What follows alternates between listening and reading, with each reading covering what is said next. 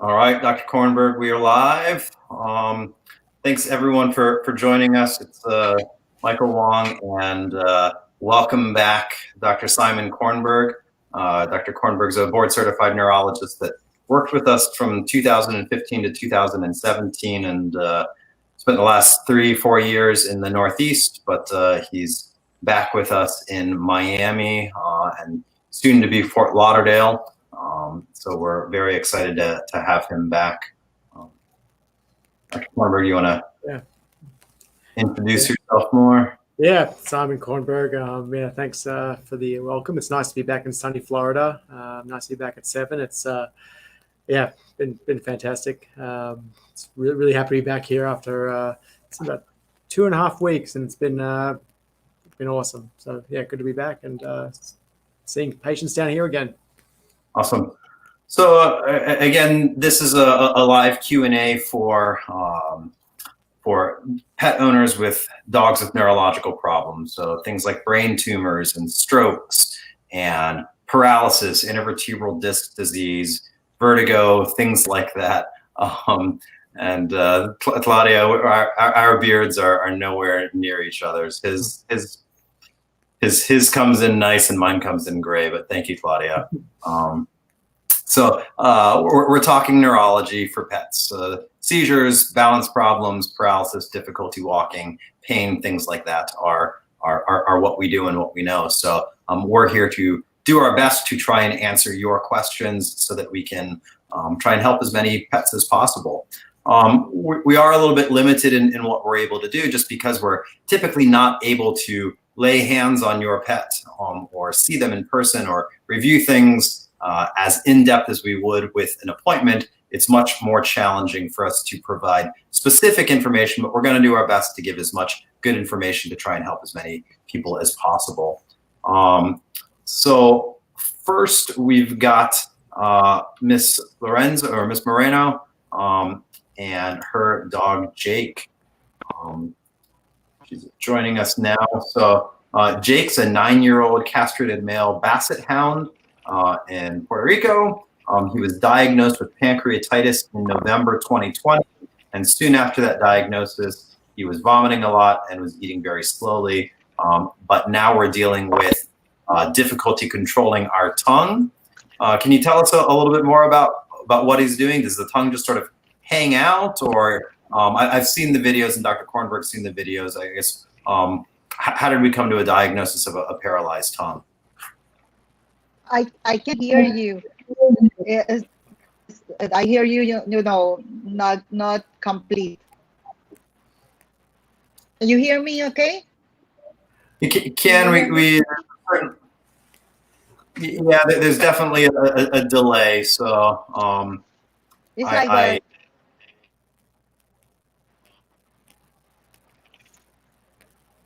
let me try my phone. Oh, maybe it's better with the phone. I don't know. Do you hear me? Okay. We can hear you pretty well. So while you try and sort that out, I'm going to just continue. I have problem hearing you. Is there a way we can call in? Yeah. Emily, if you can. We can call her instead of. Yeah. Yeah. Emily, if you can coordinate that, I'm going to do some other questions while you set that up. All right. Someone's in North Carolina. Nice matching beards. Hi, Everglades Angels Dog Rescue. Interesting. You have Deb here has an opossum that is circling. You just got him. He weighs 60 grams. Can I give him a 1/10 of a cc of prednisone? So that's one of those questions that we have a really hard time, or actually are not legally able to answer without a patient veterinary client relationship. So we can't tell you what drug to give or how much. But you know, Dr. Kornberg, I don't know if you have any experience with opossums and causes for circling, etc. Yeah, personally not. I mean, how old is he? How old's the possum? Oh, it's all typed out here. Do we have an age? Yeah, Deb, if you can type it in there. I assume it's 60 grams. That's sounds small to Like a me. little, yeah. So let's assume a young opossum just got him. Yeah, I guess from my experience back in Australia, we have a different sort of possum. It's spelled slightly differently, but with there's real small, there's little small babies. The thing I often worry about is if they have any nutritional deficits. From if they've left their mother early, or if they had any trauma from like being hit by a car. So without knowing much else of the situation, it's hard to answer that. Circling would tell me that it's something in the brain, usually lateralized from the front part of the brain, that's causing the issue. So from there, based on the other pertinent information, we might be able to provide some more answers to that. But yeah, if it was found like side of a road, that would tell me maybe it's a traumatic issue, versus if you found it sort of under a house or in an area that seems rather safe without a mother, then I'd be thinking maybe nutritional or infection because they didn't get their antibodies from milk or are immunocompromised. So those would be the things I'd certainly be thinking about. But it's not my area of expertise with these, more wild sort of exotic animals. Yeah, I mean, we don't see a lot of possums, but the thought process Dr. Kornberg and I were both happening is, like, first, is it a neurological problem? Certainly sounds like a neurological problem with circling. Like you said, where is the problem? And you'd be worried about something in the front part of the brain.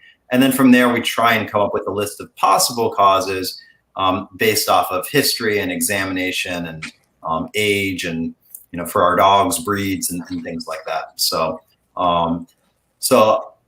if Deb, if you've got a local veterinarian that sees, species such as this, they're going to be much better to tell you what's an appropriate dose of prednisone. But they'll also hopefully be asking about, trying to sort out the cause, because like Dr. Kornberg says, if it's something like an infectious cause, prednisone, at least in the long term, isn't something that we really want to be giving. Jackie's ready. All righty. Thanks.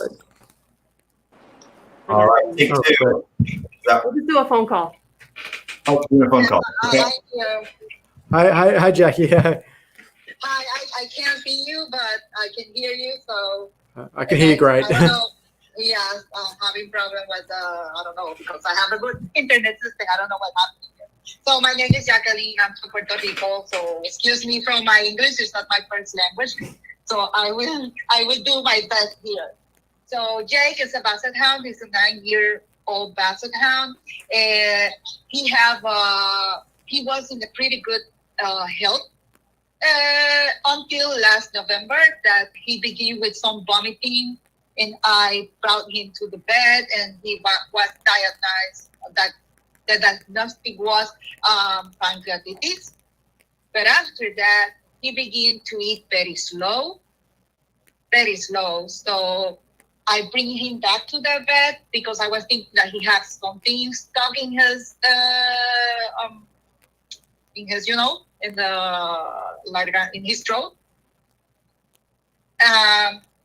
They took X-rays and everything was found fine. And I was telling to the vet, he's eating slow, and I want to understand why. I bring him back to the vet. This time I was thinking maybe his teeth hurt him. He had something in his teeth. They checked them out. They removed some tooth, and the doctor said that is not the problem. So they want to make an X-ray for the esophagus. It was a X-ray that is performed when he is eating and swallowing, and everything was fine in terms of swallowing. And in that moment, the doctor find out that he sees something wrong with his tongue. He said he doesn't have any strength in his tongue. And after that, he made another test and he said the tongue is not working. So we don't, here in Puerto Rico, we don't have the facilities to do an MRI to a dog. We don't have also neither a neuroveterinary here. So the only thing that I can do for him was a CT scan. And CT scan results come fine. So he doesn't have anything that can cause the situation of the paralyzed tongue. Only one cyst in one of his ears. That's the only thing that the CT scan arise in terms of results. And then the situation that I have with Jake. And my questions are, do you have a similar case like this in the past? That only the tongue is paralyzed because he can move his mouth, he eats slow. It takes like around 20 minutes for him to finish his food. But he only can eat dry food because if he try wet food, it gets stuck in his mouth. He can use the tongue. And for drinking water, what I do is that I get this high-raised base and I put the water bowl in there, and the water goes down to gravity because he can't drink water using his tongue either. And he's drinking water pretty well because I check how he pee. And at the beginning, before I know that he has a problem with his tongue, the pee was very yellow, dark yellow, because I didn't know that he was not drinking enough water. But now with this system, he's drinking water, but it's by gravity. So I just want to know if you have in the past seen something like this in other dogs, because the veterinary here said that this is something that they never saw in any dog here. I mean, the vet that I visited. Go ahead, Dr. Kornberg. Yeah, that's super interesting, and I, first of all, I want to commend you for trying to figure out that solution with the. Oh, let's just try to fix this. Yeah. Is that? I'm very impressed that you sort of figured out the best way to get him to drink water. I think those sort of cases are really challenging to, just even at a base level, just manage. Actually just care for, the fact that like we couldn't drink normally. So having to figure out a solution, I think is really hard. And I think the fact that you found that gravity solutions, very, very, very good. So to answer your question about the tongue, I sort of want to ask another question. Is the tongue paralyzed from both sides, or is only one side of the tongue that's paralyzed? Because that sort of helped me localize it a little bit better. Okay, the tongue is always go to the right side of his face, always. Okay. So that's always to the same side. Okay. Same, Mm-hmm. Okay, so yeah, and if you sort of touch the tongue, do you feel like there's an asymmetry in the tongue? Yes. Sometimes I touch the tongue and I see that he tried to move it. It's like but he didn't move it. But sometimes he has the tongue in this side, and I just do this, like touching the tongue, and I don't know if he because he's moving his mouth, he put the tongue like inside again. Mm-hmm. Okay. Yeah, so that's a really interesting case, and I think telling me that it sort of comes out to one side makes me think that it's more likely to be a problem on one side of the tongue, right? And there's the 12th cranial nerve, the hypoglossal nerve, is what innervates the tongue, and that's actually two separate nerves that come from both different sides of the medulla. And if you have a problem with one of those nerves, you're going to have atrophy on one side of the tongue, and it'll actually hang out to the contralateral side, the opposite side. And so when you have a lesion that's associated, or you sort of localize it to one cranial nerve, what I usually think about is that there might be something wrong with that nerve itself on that side. And the two things I sort of think about would be if it's an inflammatory condition, or, some sort of, growth or tumor on the nerve. I'd love to take be able to have a peek at the CT scan to sort of provide a bit more, advice on if I can see anything or not. I think having more sets of eyes on things definitely helps. But I think ultimately, I have seen unilateral issues with that cranial nerve there. If it was both sides, if it was both cranial nerves, that would make it a lot more difficult to localize, because having one lesion that affects both cranial nerves, if it's a central lesion in the brain itself, you'd see other effects as well. So if it was just associated with the tongue itself, it would be something that's more likely to be inflammatory than a single lesion. So I guess my recommendation would be to sort of see if we can find what's going on with that cranial nerve there, and then sort of push forward from that point on. Depending what type of, what's going on there, it could be a surgical solution, or it might, if it's a tumor, maybe radiation therapy might help. Otherwise, it might be a case of medical management as well, as well as finding processes to get around the difficulty eating and the difficulty drinking in the future as well. But I do think an MRI would be the most sensitive and specific way to reach a diagnosis here. As far as the question about traveling to have an MRI, I definitely think that's something that I don't see a reason why we wouldn't be able to do that. Okay, he can travel with that problem because he's not using with this problem in his tongue. Is that a problem that he travel in a plane? I don't believe it'll be a problem. I think if it's otherwise healthy and good to travel, as far as vaccination status and everything, I don't see a reason why going on a short trip to have an MRI would be something that we couldn't do. I don't see a reason why not. Okay.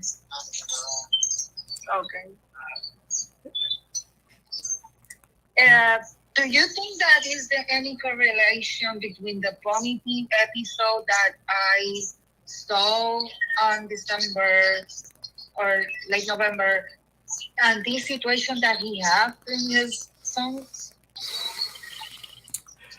It is hard. It is hard to sort of give a definitive answer without having the rest of the history there. Etc. Like how the pancreatitis was diagnosed. Those sort of things. Because sometimes, if we're eating food, not chewing it up properly, or it's coming down in like a large amount, or coming into the stomach inappropriately as it normally wouldn't, that can cause vomiting too. So it might be related, it might not be related. Either way, I don't think pancreatitis would necessarily cause this problem, but this could maybe cause problems that might look like pancreatitis.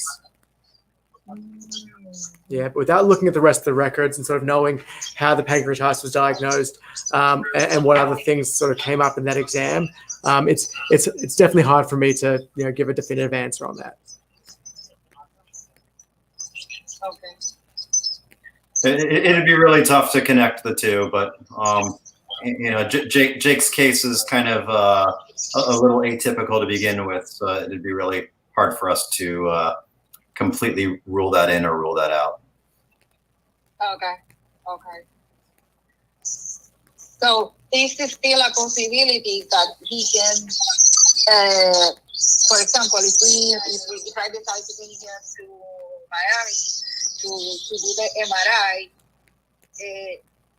is a possibility that he can use his tongue back? It depends on what we find. It would really depend on that. And yeah, as Dr. Wong said, like it is a pretty atypical.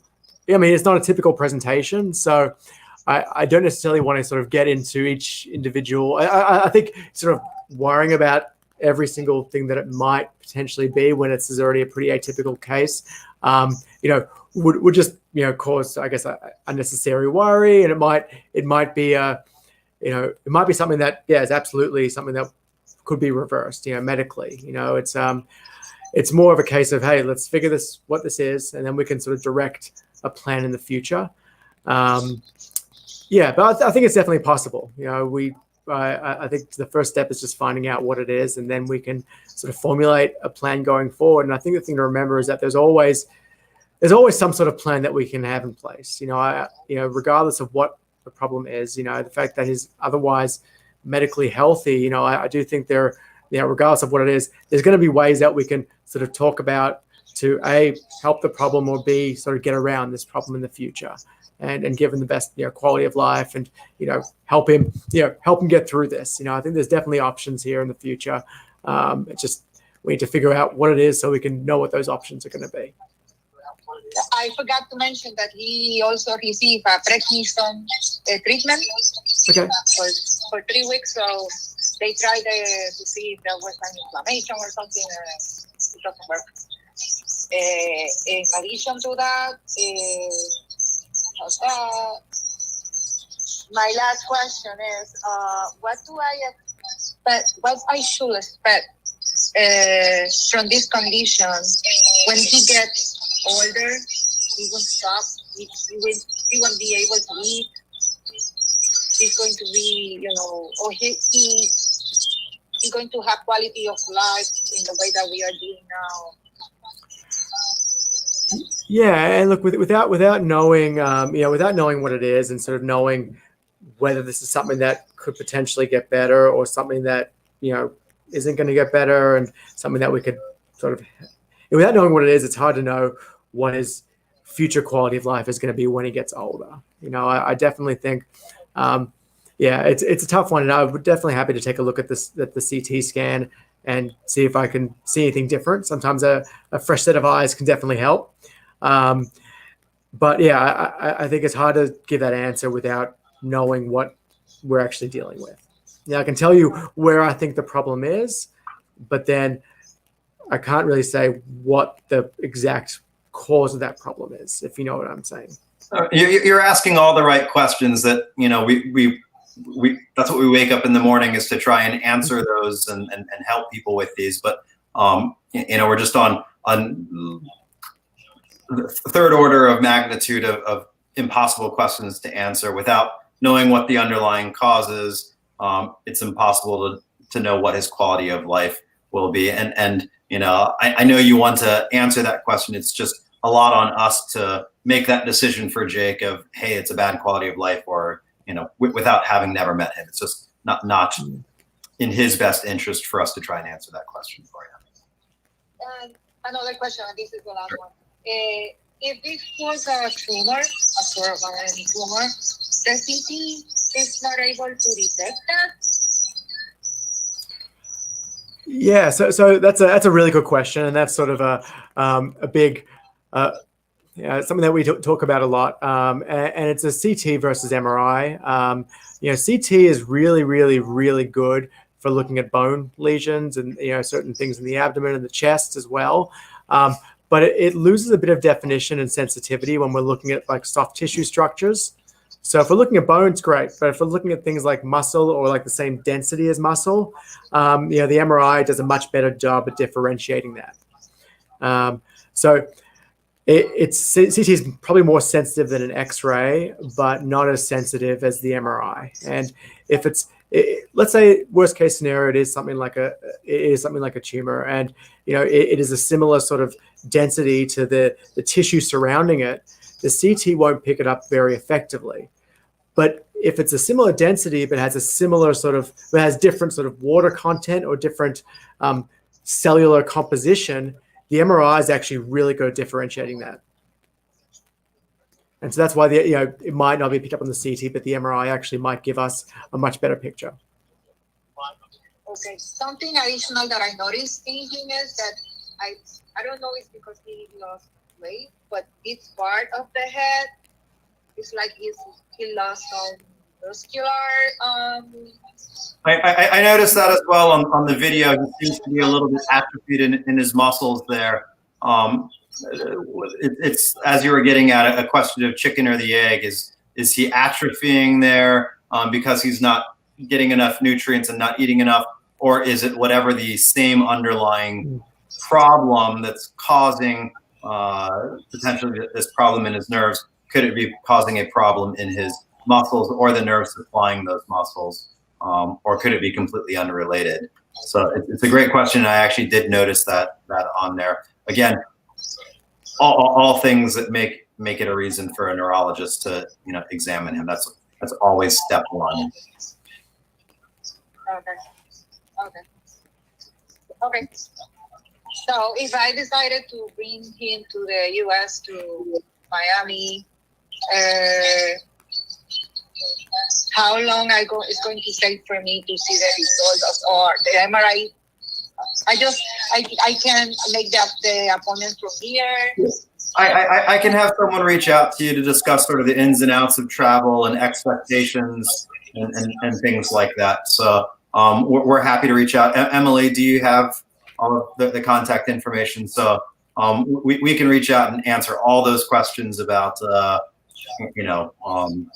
travel and appointments and costs and stuff like that. But typically, probably 9 times out of 10, we've got an answer for you that same day. Sometimes it takes a couple extra days, depending on what other tests, if there are additional tests that we do for us to get those results back. But 9 times out of 10, the MRI result we've got that day. So I call it. It's just to estimate how long I need to stay in Miami if I decided to bring him. Yeah, I'll have someone reach out to you to go over all that and try and schedule it as convenient as possible for you. We're here 7 days a week in the Miami office. And we get a lot of visitors from the island. So. Okay. So those were my questions. Thank you so much for your for the information and everything. Very useful. I will be thinking about my next step with him. Great. Well, thank you very much. Absolute pleasure. Thank you for the question. Really interesting case. And hopefully videos are helpful. So thank you for sending those along.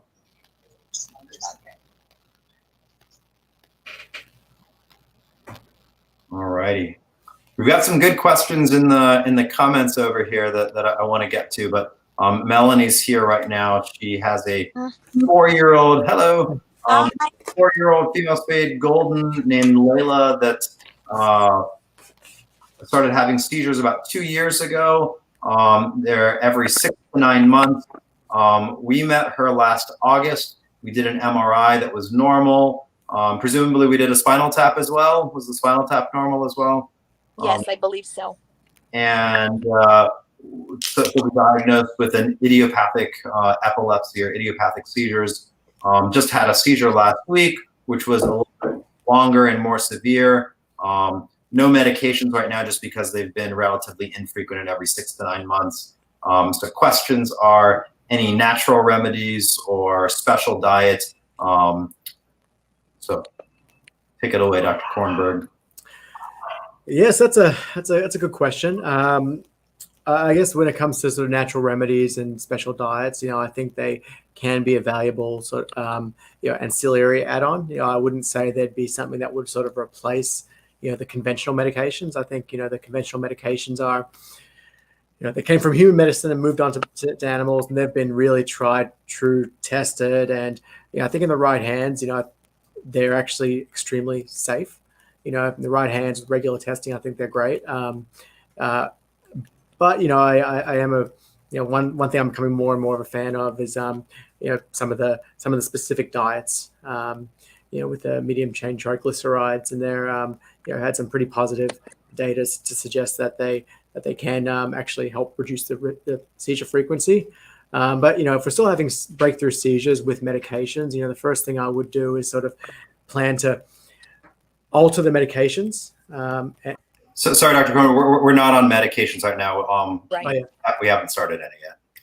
Oh no, nothing now. Yeah. So I would first of all sort of go with the conventional route right now, and then sometimes you can add on the other more natural or food remedies. But I think as a standalone, I wouldn't necessarily trust as a standalone just because the data isn't there as a standalone right now. Okay.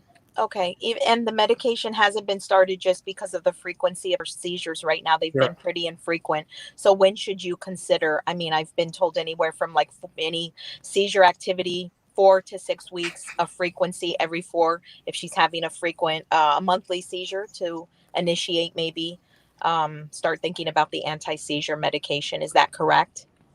Yeah, and look, it really depends on which doctor you ask. I think we all have sort of slightly different Very. ways of treating seizures.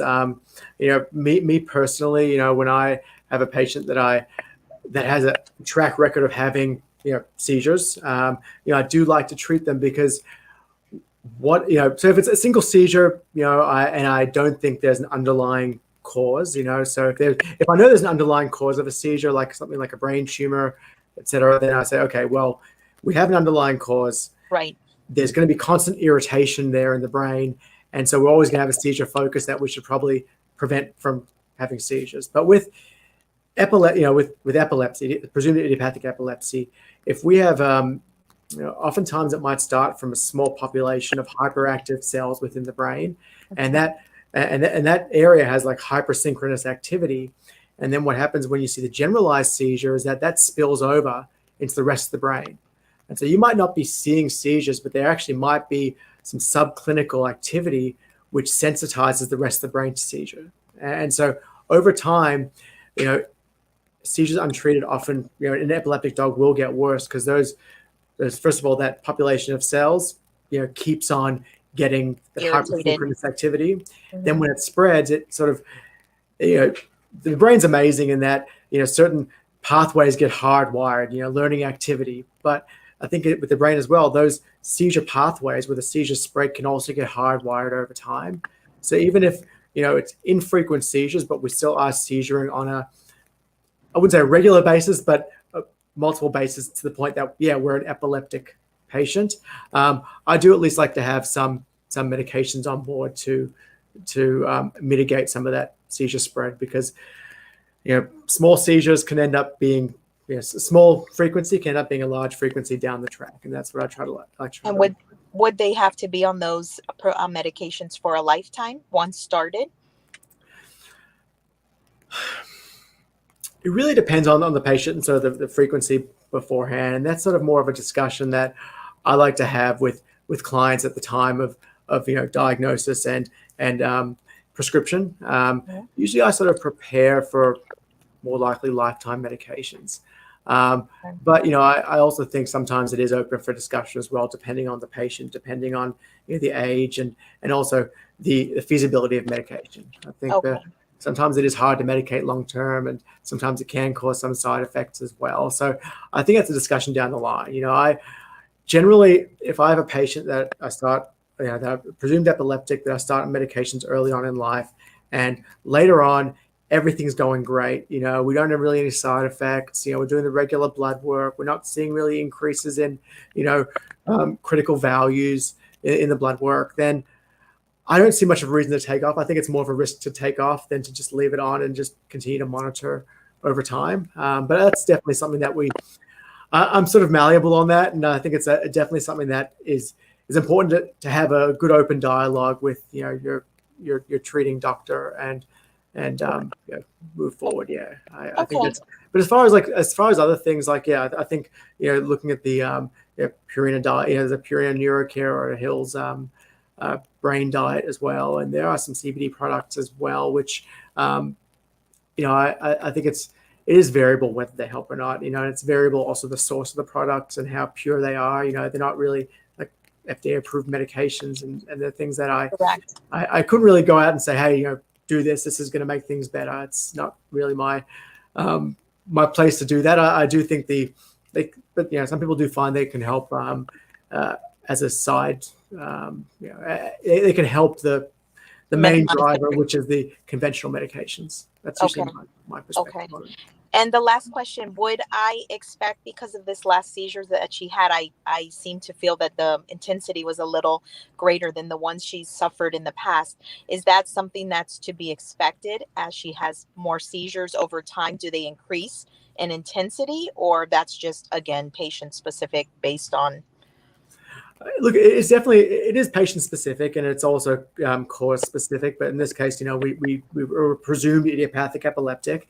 And, as I said before, as time goes on, that area of the brain gets more hardwired to, the hyper synchronicity of that group of neurons, and the spread gets hardwired as well.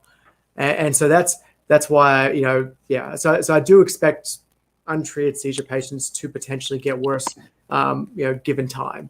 Okay. And what happens is that if there's one area of the brain that's having it, the other side of the brain as well might also start getting that hypersynchronous activity as well. And that's called mirroring. And that's pretty well outlined in that it over time, one area will have a mirrored area on the other side of the brain as well. And yes, that's why I'm always on the side of caution and try to treat, even if it's not that frequent. But if we do have a track record of seizures, I think treating is definitely something I like to do. But not everyone has the same mindset process that I have. But right. Okay.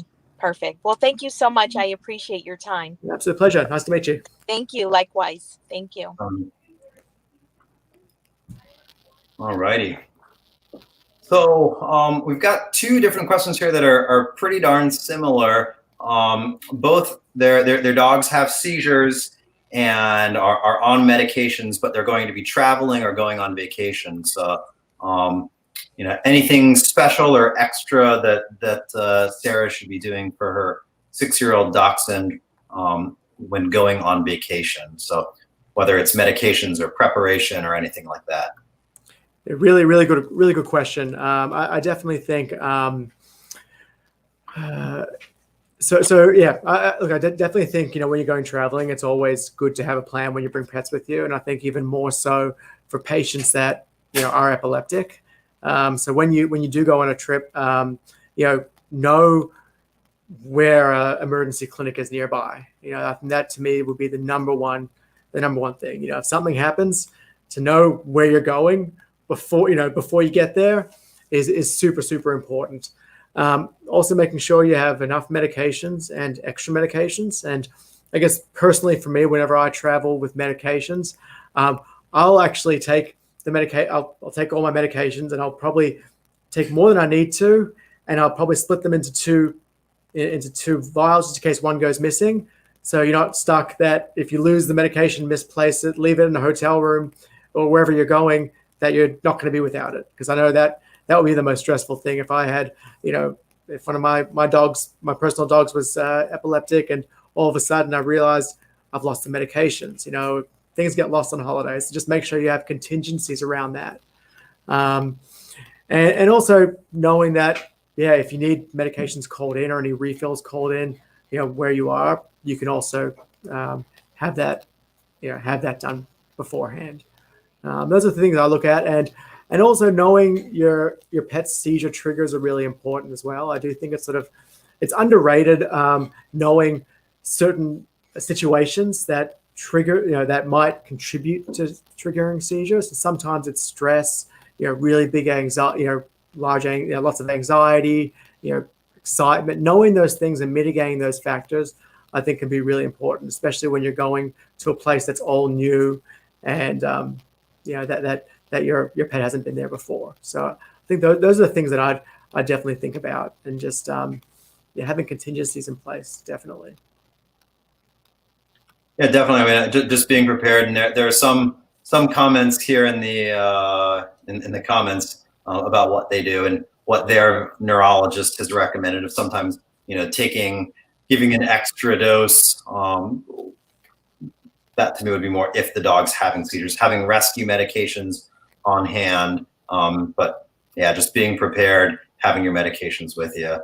I don't have a whole lot to add there. So Kelly has a 17-month-old bull mastiff pup diagnosed with idiopathic vestibular disease, 20 days and still dealing with neurological issues. Antibiotics are the only prescription. What else do we suggest? I'm sure there's probably some questions there on. Yeah. Good question. I guess the big question I have is how was the idiopathic vestibular disease diagnosed? What was the, that's the first question I'd definitely ask. And, when I usually think of idiopathic vestibular disease, I usually think of it occurring mostly in old dogs. It can, it can technically happen in younger dogs, but usually I do see it in older dogs. And so I think doing do you think antibiotics are sort of on the right track as well? Because one of the common things that can cause vestibular disease is also a middle ear infection as well. And sometimes when you're looking in the ears, with an otoscope, even with a middle ear infection, sometimes that can look normal because you can only see down to the eardrum. And if the eardrum is actually intact, well, you're not going to see anything that's past it. And that's where the infection might actually be. So antibiotics are certainly a good empirical treatment in these cases.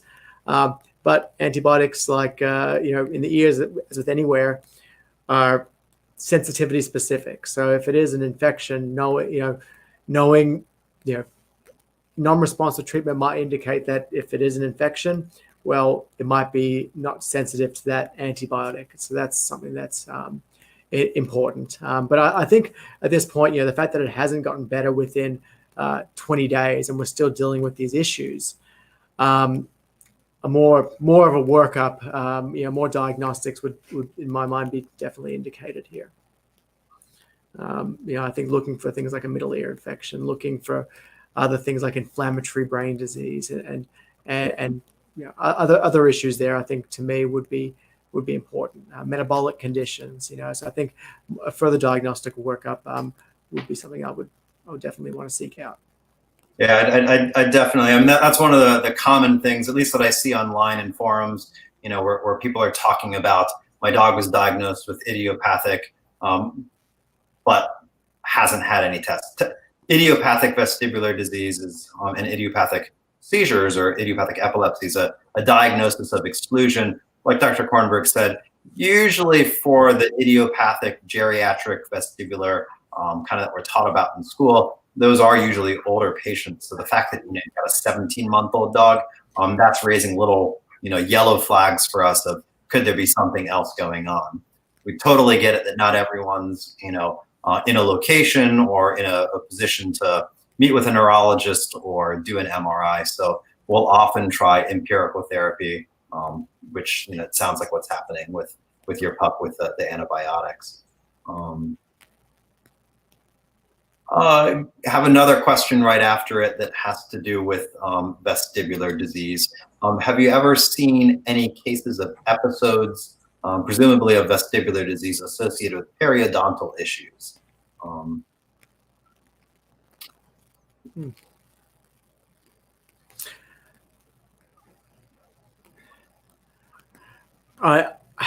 There has been cases that I think that I presume that I have, but I haven't been able to necessarily prove it. And that was one that I saw a long time ago. It actually had a CT, and I did see there was sort of an infection sort of tracking, from the roof of the mouth through to the middle ear. It was like a hyper intense tract running through there. But other than that, I don't really see it. Yeah, we presume that's what it was. I guess like a direct correlation, I don't ever think about it. In theory, could you end up with an inner or middle ear infection because of, bacteria traversing from the mouth through the eustachian to, nasopharynx, et cetera, to the ear? Sure. I guess I typically don't think about that, but we get this question pretty much every time we do this, but I'll have you take a crack at it just because it's such a common question. One, seizures and heartworm preventative, and then 2, seizures and CBD oil. We've got kind of 3 or 4 different questions in here that are all centering around that. Do you think Bravecto, NexGard, Trifexis, et cetera, causes or at least exacerbates or lowers seizure threshold? I guess the second question along with that is, are there medications that you do recommend?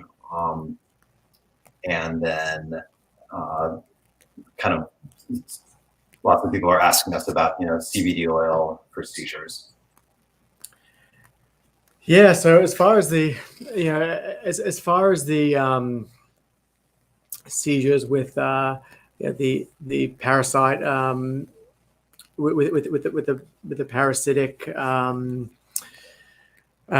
products, so the heart, the heartworm, flea, tick medications. I think it really is. Some of them have been known to potentially lower the seizure threshold in some patients. But I don't think it's all. I don't think it's most patients. I think it's a very select few patients. There are certain ones that I, would, the ones that contain like a spinosad would be ones that I'd potentially look at avoiding in the,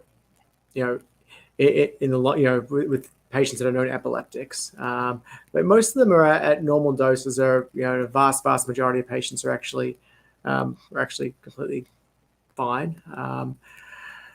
I've got to look back and see what the what each one sort of contains. Whenever I get a question on a particular one, I look at the actual active ingredients, and then I will tell you, okay, that's something that may or may not cause it. So there's so many different ones that come to the market regularly that I just have to look at the packet and say, okay, these are the active ingredients, and then go from there. But I in patients that don't actively seizure or aren't epileptic, I don't really worry about it too much. In patients with problem seizures and that are difficult to control, I definitely probably put more stock into, okay, what's actually in these medications.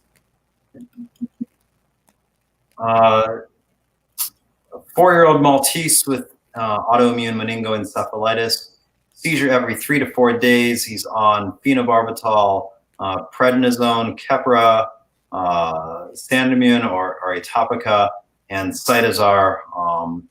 Is that a good therapy? Is there any other cure for this? So if you can just talk a little bit about autoimmune encephalitis in general, kind of breeds, causes, how we diagnose it, and in general, how we treat it. Sure. So autoimmune meningoencephalitis is a pretty, it occurs, I would say commonly, but the patients that you see with this condition are the ones that are usually small Yorkies, Maltese, pugs. They get slightly different types of this condition, but they're often treated with immunosuppressive drugs because 95% of them are actually autoimmune in origin.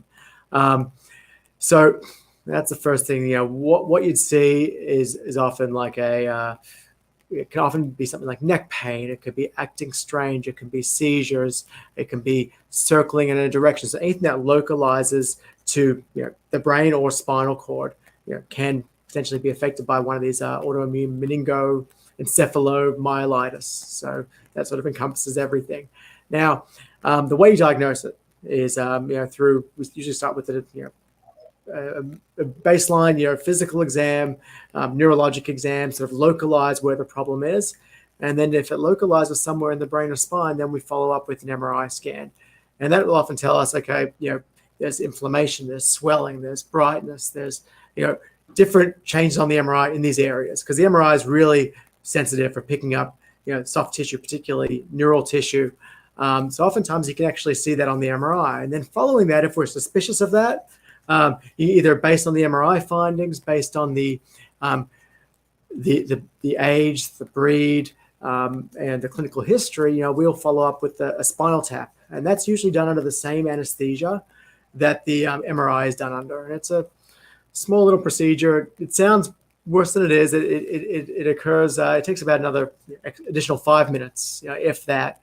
And we do it under the same anesthesia, so we can the anesthesia makes us know that it's safe to do the spinal tap, so we don't see any contraindications in where we take the spinal tap from. And B, just allows us to have a full diagnostic picture after one anesthesia. And usually we take a small sample of spinal fluid through a small needle. We surgically prepare like a small area that we plan to actually take the spinal fluid from, and we take that and we look under the microscope ourselves, and we also send it off to the labs as well. And from there, we get an idea of the cell counts, the protein, and the types of cells that are present there. And that can provide us with a bit of an idea of, okay, what sort of inflammation is this? What is going on here? So that's usually how we diagnose it. As far as therapy goes, this is whether it's good therapy is a tough question. I have doses, first of all. And the second thing is also therapy. Effective therapy is different in different patients with different types of encephalitis. Every type of every encephalitis in every dog, responds differently to treatment. And it's a matter of having a good relationship with your doctor and saying, well, this is working, this is not working. Okay, if this is not working, we need to alter it. And oftentimes we end up with a tailor-made approach for each individual patient. Most of us do have some sort of algorithm that we work with as far as, okay, what do we initiate first? What dose do we do? What sort of protocol do we aim for? But lots of times it's a matter of, okay, well, this partially worked. Well, let's add something different to it. And lots of it, I wouldn't like to call it trial and error, but it's sort of tailoring the treatment as time goes on, and as we see a response to therapy.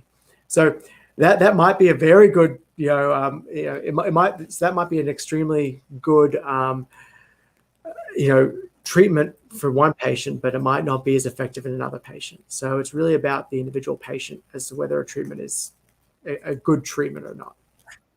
Yeah, so it's hard to say, is it good? Do I see anything,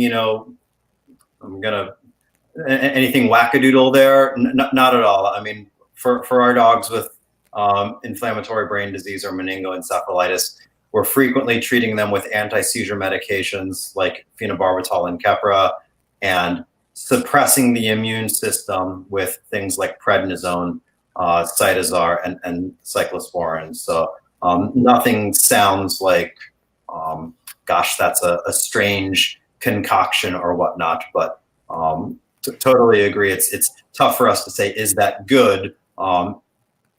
In that, is that the appropriate thing for your particular dog, and is it working? I guess that's one other thing that I forgot to ask you to talk about, is just sort of prognosis for inflammatory brain disease. I kind of break it into 40% of dogs do really well with treatment, 40% kind of improve or suffer relapses. So they improve, but then they have relapses, or they kind of get better, but not fully better. But 20% of dogs don't respond at all. So it might not be that it's not a good therapy. It might just be that a particular dog is more severely affected than another one. So yeah, exactly. Yeah, and that's also what I believe with that as well. And as far as, is there a cure for this disease? Well, with these sort of inflammatory conditions, there's often no cure for it.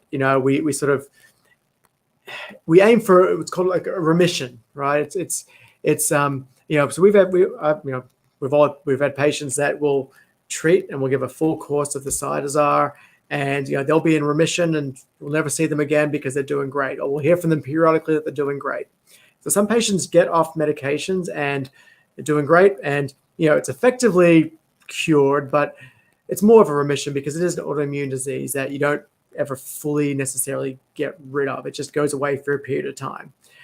Sometimes you have relapses, and lots of those relapses can be handled, but it is something that we, if they have an autoimmune disease, it's something that we usually consider, either dormant or active. And, we don't really know whether it's permanently cured because we don't know if it's going to come back or not. So so it doesn't cure, but those medications are very, especially the Sandimmune, the prednisone and the Seizure. Those are pretty strong baseline ones. And there's other medications as well. Azathioprine is also another medication which could be used too. There's different immunosuppressive, immunomodulating drugs that can definitely be used in our arsenal to help treat this condition. But as far as cure goes, I don't like to talk necessarily in this is a cure. It's more of a, hey, we're in remission. We've treated it adequately. Okay. And then last question, as we're running out of time here. Her dog Oliver had surgery last Wednesday. He was acutely paralyzed, so no movement in the, I'm assuming, rear limbs, but they were unsure of whether he could feel the legs or not. So it's a severe injury, but it sounds like it was questionable of whether he was paraplegic, no deep pain, which would be less, 50% or less likely chance of getting better with surgery, or whether he was paralyzed but could still feel his legs, which we usually quote sort of 90 to 95% chances. So when will he show improvement, or how will I know? Currently, I'm doing range of motion exercise and have physical therapy consultation days. So I guess let's take a crack at this question, first sort of answering, that he can still feel the legs. And I guess, what are you looking for in the immediate post-operative period? And when do you start to expect to see improvement? And how long do you give a dog to improve? So I think I said we're doing it that he can feel it. So let's do the question that way. So he has intact deep pain perception, but when will we expect to see improvement, and how will Marissa know? Yeah, that's a good question. I think it's so yeah. When you have deep pain sensation, you have an excellent. You have with surgery, if you can remove the problem, if you are feeling your back leg. So we're talking about a disc here, which is something we can absolutely decompress. The prognosis is excellent.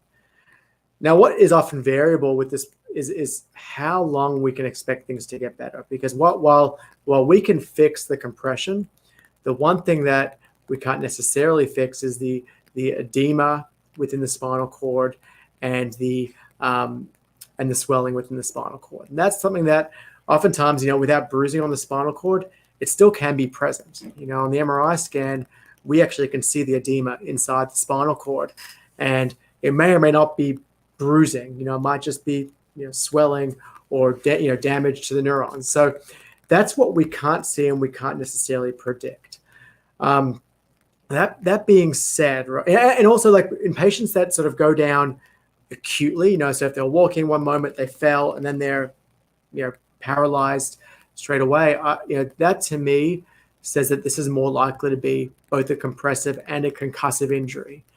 And the way I sort of explain the difference in a compressive and a concussive injury is, if I put a bowling ball, like sat it on my foot, I can't, walk, or it might be painful, and I pick it up and I'm good to go.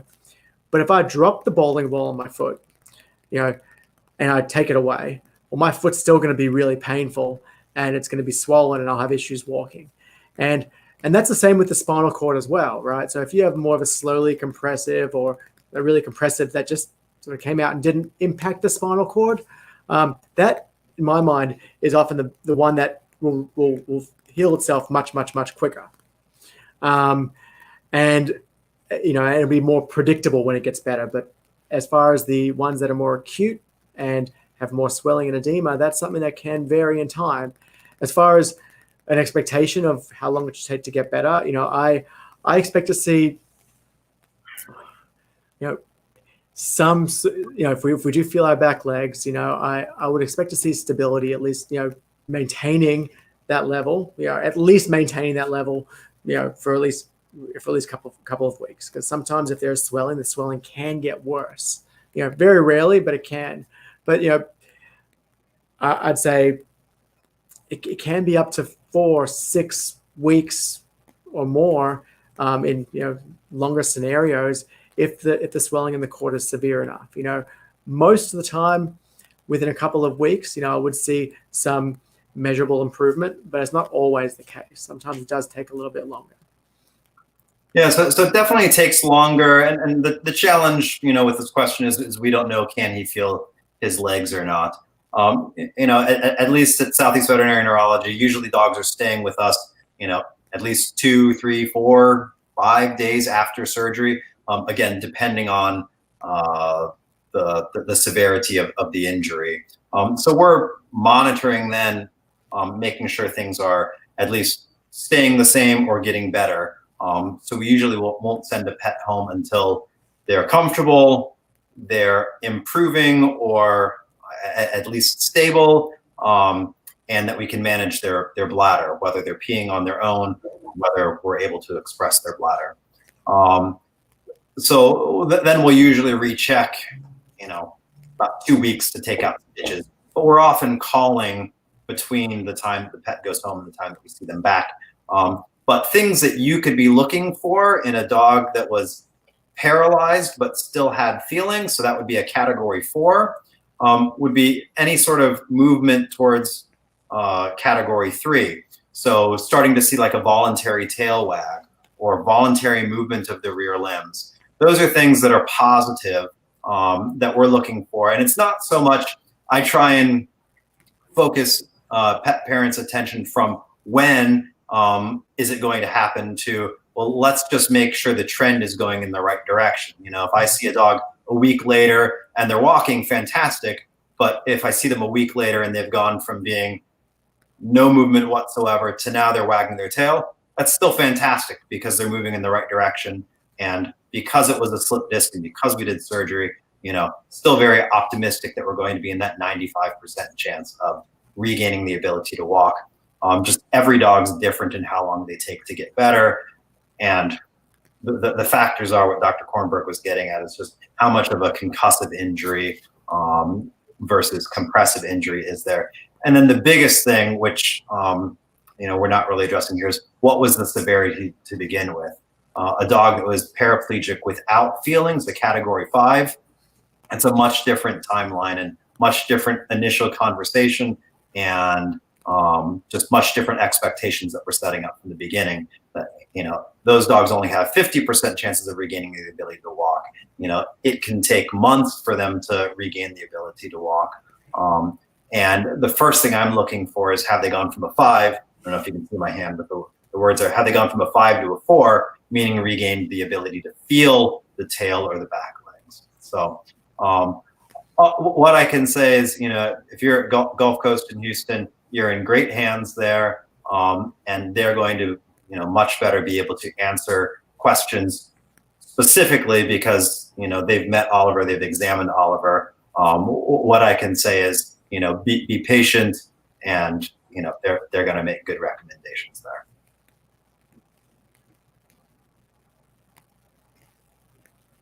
Well, I think that's about what we've got time for today. And I know you've got some patients waiting there for you, so I appreciate you jumping on. Oh, thank you. And we'll be trying to get back on track to do this more frequently now that Dr. Kornberg's back. I have a little more time to be doing these. Well, thank you very much for having me on. Thank you, sir. I'll see you soon. See you soon. Bye. Do I end the broadcast?